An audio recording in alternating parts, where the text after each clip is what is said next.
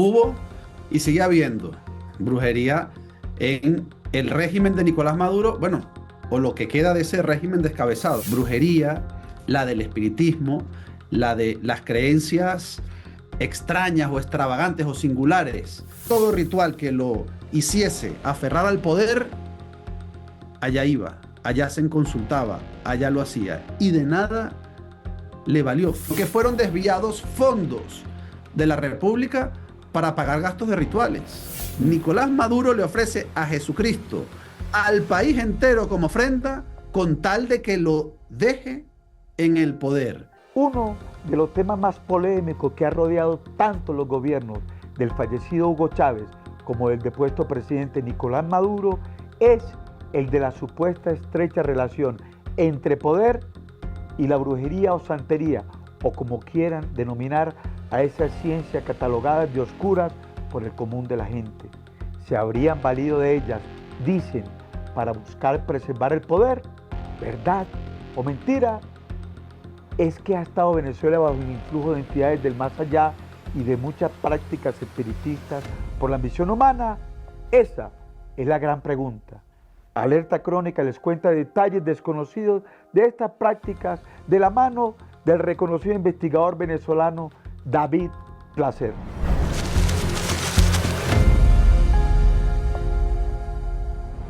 Hola, soy Héctor Zarate y estamos en Alerta Crónica, el podcast que va más allá de la noticia.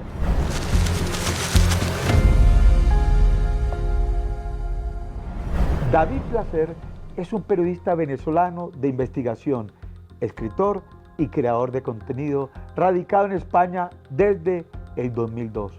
Es una de las voces más influyentes en el seguimiento de la política venezolana.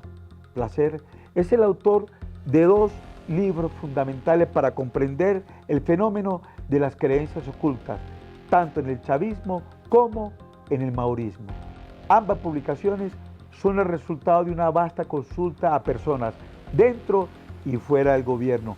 Por eso es el autor de los libros Los Brujos de Chávez, que es un documento periodístico que explora, como ningún otro, la relación de Hugo Chávez con el esoterismo y la santería.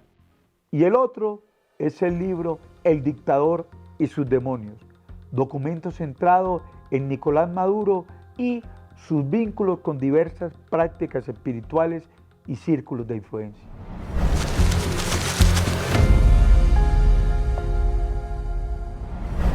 Para hablar de este tema, hablamos con David Placer. En la época de Nicolás Maduro, ¿hubo sí o no brujería? Hubo y sigue habiendo, Héctor, brujería en el régimen de Nicolás Maduro, bueno, o lo que queda de ese régimen descabezado, ¿no? Que ya preso su número 1 y su número 2, pues entra en una situación incierta, pero ha sido una tendencia, la de la brujería, la del espiritismo, la de las creencias en estas tendencias religiosas un poco extrañas o extravagantes o singulares para realidades sociales como la de América Latina, por ejemplo, como la de ser seguidores de Sai Baba. Es que fue un líder espiritual en la India que decía ser Dios. Y allá fue Cilia Flores y Nicolás Maduro a visitarlo. Y se creyó Nicolás Maduro que iba a tener la protección de ese anillo que supuestamente Sai Baba le materializó. Él decía que tenía poderes sobrenaturales porque él era Dios en la tierra y con su mano la giró y le hizo creer a Nicolás Maduro que le materializaba con su poder un anillo que Nicolás Maduro llevaba todo el tiempo como anillo de protección. Ese anillo, por cierto, se lo llevó allí a su prisión y poca protección tuvo del anillo y de la pulsera roja, que también universalmente en distintas creencias es considerada como un amuleto de protección. Cilia Flores, y esto sucede en muchas parejas, no solo en la política, sino bueno, en hombres de poder que entran en ese tipo de creencias, entran en ese tipo de prácticas mm, espiritistas, de santería, de brujería, de la mano de su mujer, de su esposa, de su novia, de su amante. No fue Nicolás Maduro el único, porque Cilia Flores es una mujer profundamente supersticiosa. mm. Nicolás Maduro no creía en nada de eso hasta que conoció a Cilia Flores y hasta que conoció a Hugo Chávez, que era el rey de la superstición. David, ¿cómo empieza el origen de esa corriente espiritista en el gobierno, los gobiernos de Venezuela? El origen que usted muy bien narra en su libro Las Brujas de Chávez. En Los Brujos de Chávez narro cómo todo comienza con la propia superstición en el pueblo natal de Hugo Chávez, viendo como lo vio Hugo Chávez desde su infancia y escuchando como escuchó todos esos cuentos desde la zona de los llanos venezolanos, Mm, donde, bueno, hasta el silbido del viento puede ser considerado por muchos como las ánimas, ¿no? Las famosas ánimas del llano, las ánimas de la sabana, los cuentos de las apariciones, de los muertos, de los espíritus. En todo eso lo escuchó Hugo Chávez desde niño y una vez ingresa en la academia militar, pues ya comienzan con sus prácticas de espiritismo, convocando a los espíritus, jugando a la ouija. Además había allí un cadete que era muy popular, que era un hombre a quien Chávez admiraba mucho en sus inicios, en los años de la academia militar, porque tenía muchas novias y entonces hacía estas sesiones de espiritismo que lo hacían ser muy popular, muy querido en la academia militar, y Chávez luego siguió sus pasos y él mismo hacía luego sus sesiones espiritistas, incluso cuando él cae preso mm, en 1992, después de su intentona golpista, el 4 de febrero del 92, dan un golpe de Estado fallido y mm, van presos todas las cabecillas de ese movimiento, Chávez como líder, pero no solo él, sino el resto de militares que se alzan contra el gobierno de Carlos Andrés Pérez. mm, Su entretenimiento y su hobby en la celda era reunirse todos para convocar a los espíritus. ¿Quién llamaba Hugo Chávez? Bueno, tenía eh, la costumbre de llamar al espíritu del que supuestamente fue su bisabuelo, Maizanta, que distintas versiones históricas, una versión histórica lo considera un delincuente y mm. otros lo considera un guerrillero. De todas formas, fue un hombre bastante controvertido y bastante polémico, de quien Hugo Chávez decía ser su bisnieto, y lo convocaba allí a las sesiones espiritistas para que Maizanta, en la voz y el cuerpo de Hugo Chávez, les dijese a todos qué decisiones tenían que tomar, porque en aquel momento ya gozaban de una enorme popularidad cuando Hugo Chávez dijo aquel por ahora, Mm, reconoció la responsabilidad del golpe y le dijo al país, antes de ir preso, que, bueno, por ahora aparcaban sus planes, pero, bueno, anunciando que ellos continuarían, ¿no? Con esa visión de derrocar al gobierno democrático de Carlos Andrés Pérez y tomar el poder, como efectivamente lo hicieron 6 años después. Pero en una de esas sesiones espiritistas, Hugo Chávez tiene la brillante idea de sugerirles a sus compañeros que estaban a punto de votar quién iba a ser el líder de ese movimiento político que ganaba popularidad, si Hugo Chávez o Francisco Arias Cárdenas, que eran los dos líderes de la intentona golpista. mm, Entonces Hugo Chávez tuvo la genial idea de decir que tenían que llamar al espíritu de Maizanta, de su bisabuelo, para que él un poco les guiase mm, a todos antes de la votación. Entonces, Hugo Chávez empieza la sesión espiritista, por supuesto, se ofrece él como materia. En el espiritismo, pues siempre hay alguien que se ofrece como materia, es decir, para que supuestamente el espíritu entre en su cuerpo y entonces narrarle a los demás lo que le está comunicando ese espíritu. Además, esa es una ceremonia en la que todos beben mucho, ellos por lo general bebían ron y anís, y mm, entonces Hugo Chávez comienza, supuestamente poseso por el espíritu de su abuelo, a decirles que ese movimiento político iba a triunfar y que todos debían votar por su bisnieto, mm, por Hugo Chávez como el candidato. Por supuesto, el otro candidato, Francisco Arias Cárdenas, denunció la trampa, decía, pero ¿cómo le van a creer a Chávez diciendo que tiene el espíritu de su bisabuelo y diciéndole que voten por él? Es toda una patraña. Pero al final ganó Hugo Chávez, lo eligieron, fue el candidato y luego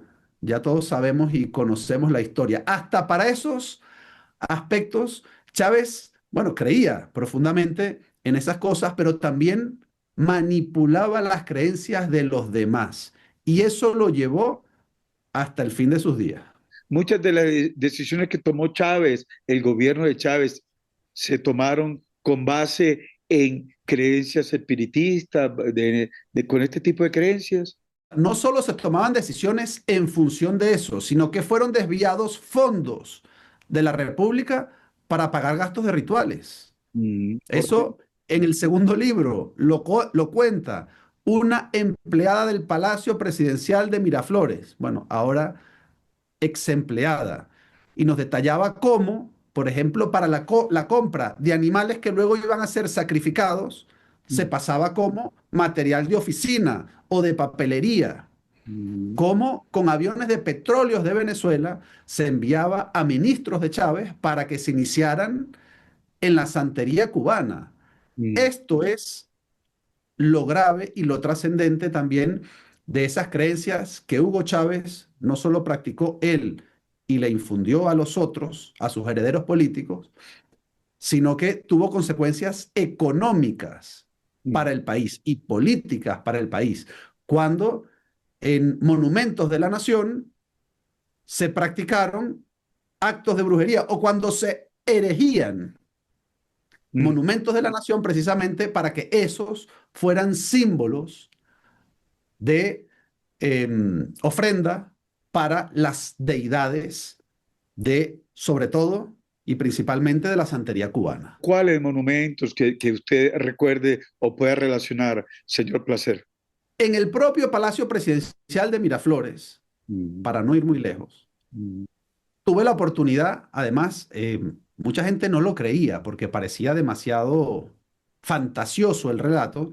Cuando yo comienzo a entrevistar a los santeros del chavismo y a los babalaos del chavismo, entrevisté en total, no solo a los babalaos, sino a todas las personas relacionadas con el entorno íntimo de Hugo Chávez, a más de 70 testimonios que mm, fueron acreditando y fueron narrando cómo todo esto iba ocurriendo. Cuando ellos me contaban, los babalaos del chavismo, que dentro del Palacio de Miraflores estaban presentes las ánimas o las deidades mm, de la santería, bueno, me costaba creerlo. Yo le preguntaba, además con mucho detalle, por supuesto, para entrevistar a los brujos siempre apelaba a eso, a que me dieran mucho detalle para ver hasta qué punto me estaban diciendo la verdad o hasta qué punto me estaban mintiendo. Bueno, por ejemplo, hay un salón en el en el Palacio de Miraflores donde reposa frente a una pared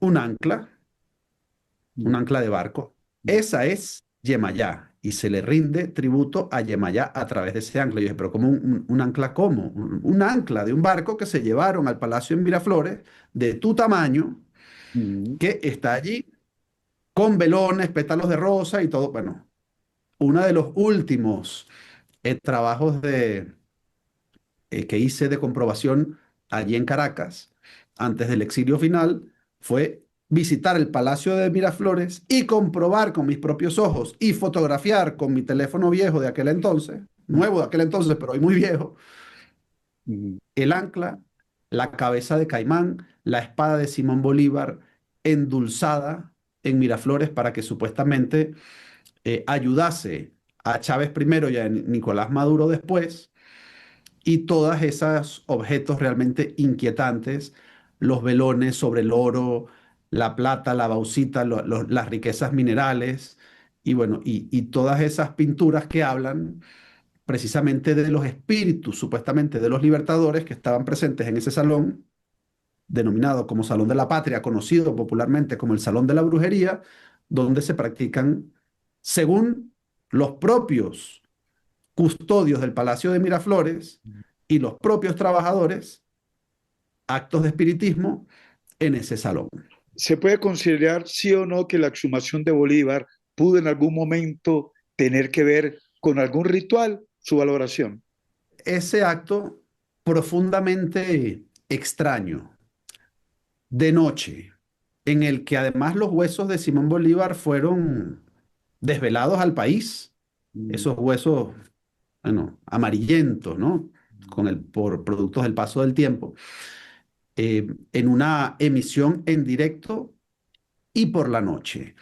Eh, hay dentro, bueno, de este tipo de corrientes, hay una que es la más tenebrosa y puede ser la que infunde más miedo, la palería, que hace rituales con huesos de muertos.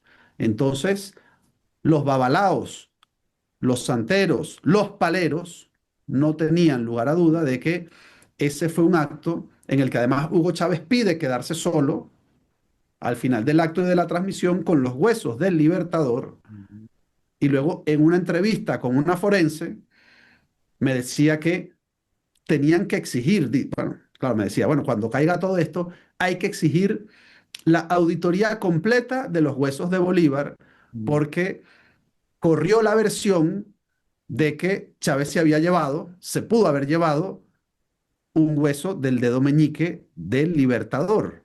¿Eso para qué lo utilizan los paleros? mm. Para hacer los rituales, porque supuestamente con los huesos de los muertos, aquí por ejemplo en Venezuela esto es muy común, los policías mandan a desenterrar y a buscar huesos de policías. Bueno, resulta que llegó Chávez y desaparecieron los huesos de dos expresidentes. ¿Cuál es? Joaquín Crespo, el primero, que tenía además las mismas características de Chávez, Mm, autoritario, llanero y supersticioso.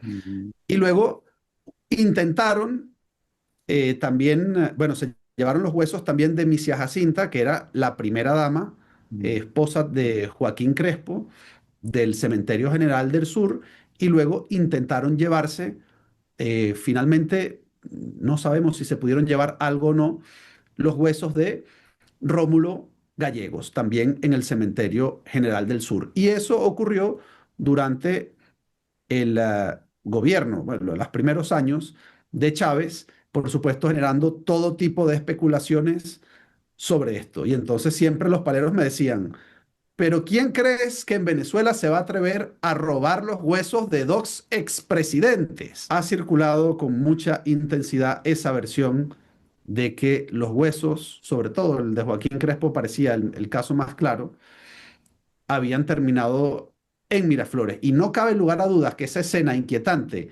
en la que Chávez le habla a los huesos de Simón Bolívar Mm. en plena cadena nacional constituyen un ritual palero en toda regla. Así lo creía incluso el propio ministro de Chávez, a quien entrevisté también para el libro, Raúl Baduel, ministro de la Defensa, Mm. y que conoció muy bien todo este tema de la santería y de la palería cubana, porque él fue el primero que denunció esa penetración en las Fuerzas Armadas venezolanas. Tengo esta versión, usted me la corrobora o desmiente. Muchos de los presos políticos que han estado detenidos, puede que alguno haya desaparecido o no, víctima quizás de paleros o de algún tipo de creencia.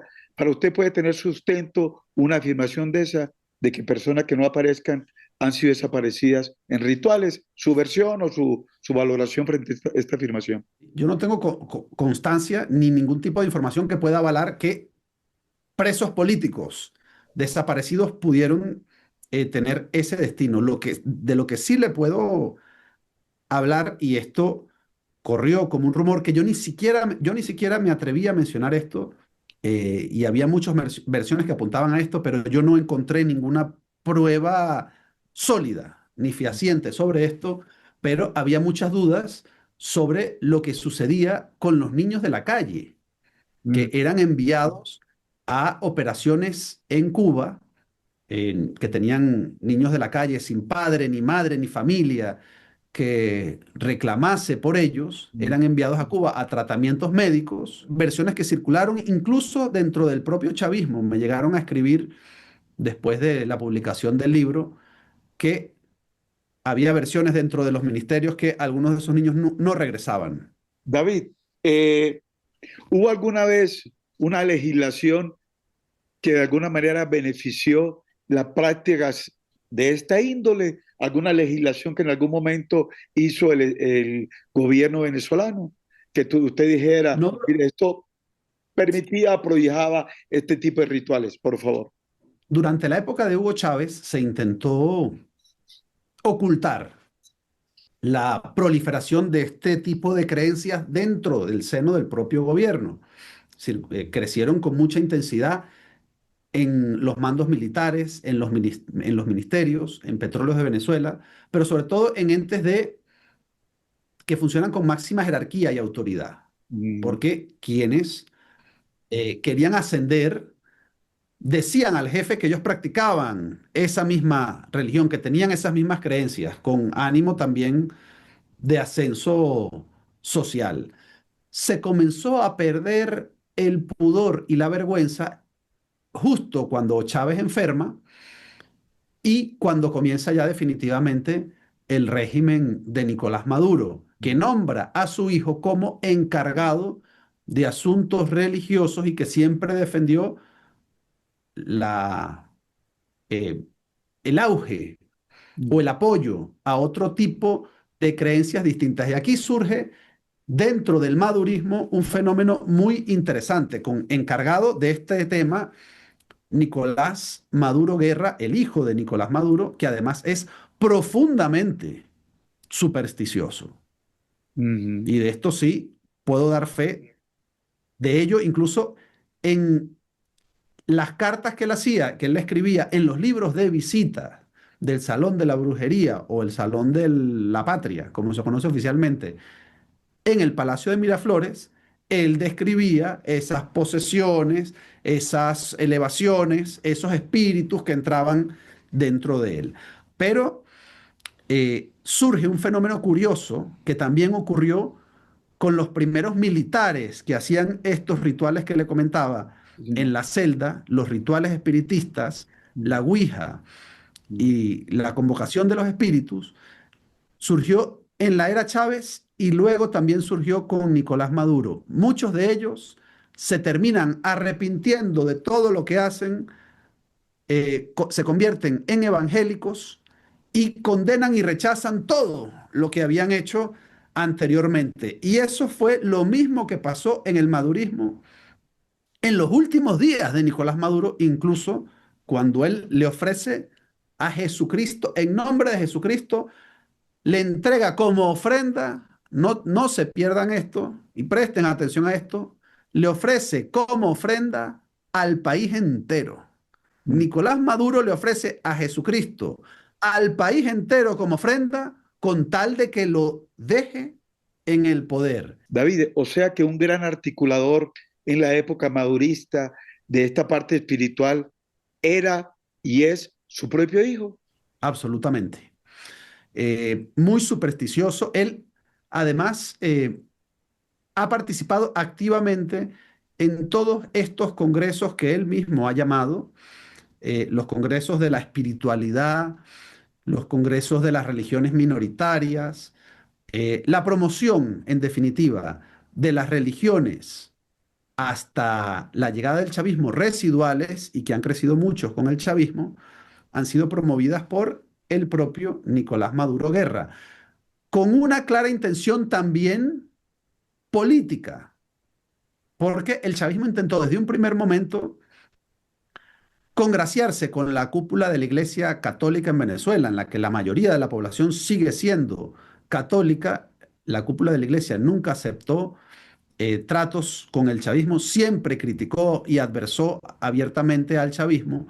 Luego lo intentaron con la cúpula de la Iglesia Evangélica, allí sí hubo una receptividad distinta, porque lograron comprar, pagar y financiar a pastores evangélicos, sobre todo de sectores populares, Ujú, que bueno, incluso le ponían aire acondicionados en los templos, iban con un carro nuevo para los pastores, había además una clara sintonía con los pastores evangélicos, los llevaron a Miraflores varias veces, hicieron actos de campaña por Nicolás Maduro, incluso hace pocos días antes de su captura, se trajo a pastores evangélicos de los Estados Unidos mm, para que ellos en nombre de Dios condenaran a Donald Trump por sus intenciones de querer capturar a Nicolás Maduro.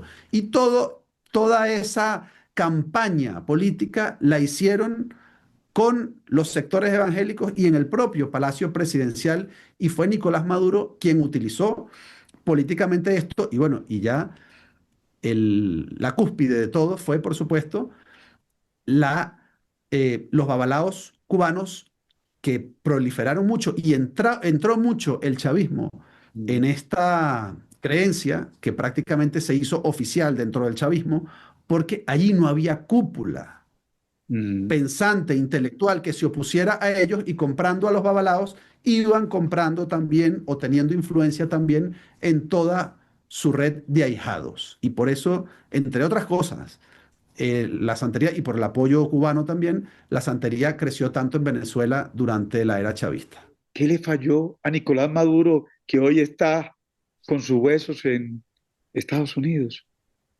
¿Qué le falló? Todo ese poder que él le atribuía al anillo de Saibaba, a la pulsera, a los rituales, a, la, a la propia ofrenda del país entero, a Jesucristo, todo donde él podía pedir algún tipo de protección, todo ritual que lo hiciese aferrar al poder, allá iba, allá se consultaba, allá lo hacía, y de nada le valió, finalmente de nada le valió. Y mira, y ahí sí te tengo que decir, Héctor, Mm, que cuando yo vi a Nicolás Maduro ofrecer el país entero, Venezuela entera, a Jesucristo, con la intención de que lo dejase en el poder, palabras más, palabras menos, este fue el discurso y los vídeos, además promocionales del chavismo, anunciándolo. Yo tuve, y creo que lo dije en algún directo, en algún programa en directo, en mi programa de YouTube, tuve la impresión de que ya Nicolás Maduro estaba caído, porque fue una repetición calcada de lo que hizo Hugo Chávez antes de morir, cuando se vio enfermo, cuando se vio prácticamente perdido con un diagnóstico fatal. Entonces Hugo Chávez se arrepiente, o al menos eso dice públicamente, de todos esos rituales, de la santería, del espiritismo y todo lo que practicó, y se entregó de nuevo a sus raíces católicas. Y entonces comenzó a visitar templos católicos, casi extorsionando a los santos y a las vírgenes, diciéndole a la Virgen de Coromoto en Guanare que si lo curaba, entonces él iba a mejorar los jardines del templo, iba a hacer un templo nuevo. Hizo lo mismo con el Santo Cristo de la Grita. mm, Es decir, casi eh, tratando como él trataba a sus súbditos, a sus subalternos, con los santos y con las vírgenes. Si le daban salud y le daban vida, entonces él les iba a dar un mejor templo, iba a reformar todo eso.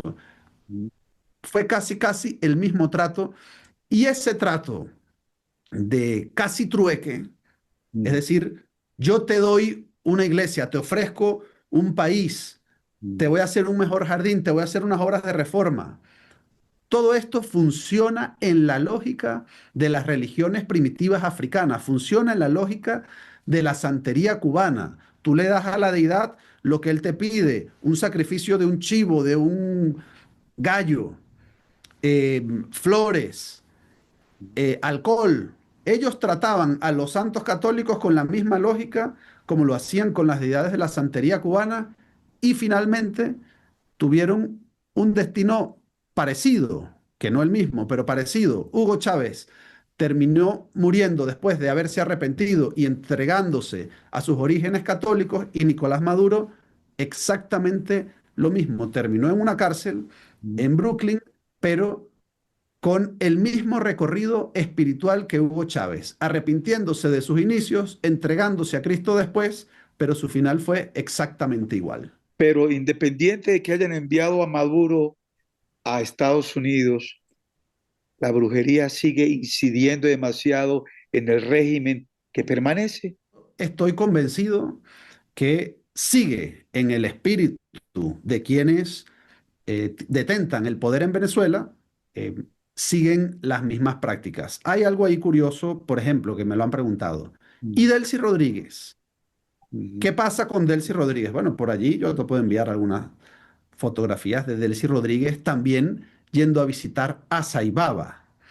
Es decir, siguiendo la misma estela o teniendo la misma herencia espiritual de Nicolás Maduro. Allá lo visitó al hombre que decía ser Dios en la tierra, que fue esa creencia heredada por Cilia Flores, que también comulga, con la que comulga Jorge Arreaza, ex yerno de Hugo Chávez, Aristóbulo Istúriz, que fue uno de los hombres, uno de los jerarcas políticos del chavismo también, que su mujer también era saibavista, y esa embajadora de Venezuela en Filipinas, cuyos hijos comenzaron siendo escoltas, vigilantes de seguridad de Nicolás Maduro y terminaron haciendo negocios con él.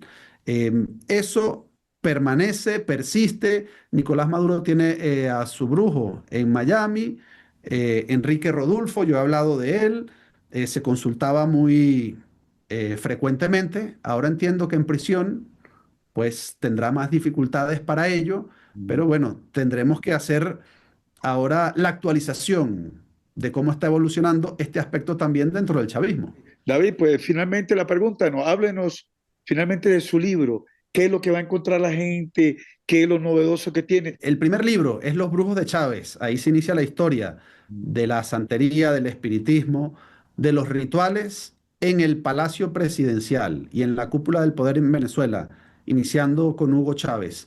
Y el dictador y sus demonios, además refleja muy bien el momento actual. Un Nicolás Maduro volcado también en todos estos terrenos de la brujería, pseudoespirituales, de secta, como es la secta de Saibaba, y mientras pregonaba amor y paz y no violencia, tenía sometido al país a una de las dictaduras más férreas. Esta profunda contradicción entre lo que decía en la secta pregonar y lo que aplicaba en la práctica, bueno, es la contradicción en sí misma del madurismo, declarándose un movimiento para el bien del pueblo, para el bien de los demás, destruyó como nunca antes ha ocurrido en la historia del país.